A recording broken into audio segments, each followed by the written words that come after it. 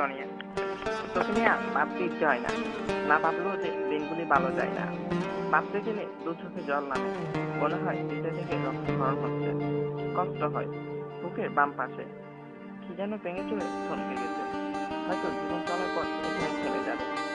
কোনো এক নির্মম ইতিহাসের মতো আমার জীবন কাহিনী। ভালোবাসার কাছে হেরে যাওয়া আমি এক ডানা ভাঙা অচিন পাখি। হারিয়ে ফেলেছি নিজের আলোকিত জীবন। বেঁচে থাকার রহস্য খুঁজে পাই না। এতটাই কষ্ট পেয়েছি যে জীবন চলার পথ অন্ধকারে ডেকে গেছে।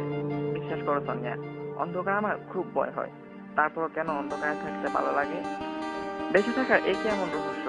একটু আলো দেখলে চোখে ইচ্ছে হয়, আবার কেমন জানি লাগে এ বুঝি ভেঙে পড়ছি। রাতের আধারের কিছুটা সময় স্মৃতির জানালা খুলে চেয়ে থাকি। চোখে মুখে যতটুকু আলো আসে সে আলোয় মন ভরে যায়।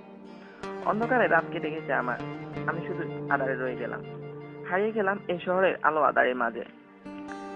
শহরের কোনো এক অচেনা গলিতে নির্ঘুম এই রাতে চোখ মেলে চেয়ে থাকি। তোমারই পথে না পাওয়ার ব্যথা এই হৃদয়টাকে খুব রেখাচ্ছে। হৃদয়ের দুর্দিনে যাচ্ছে খরা, অন্তত একটু ভালোবাসা দাও।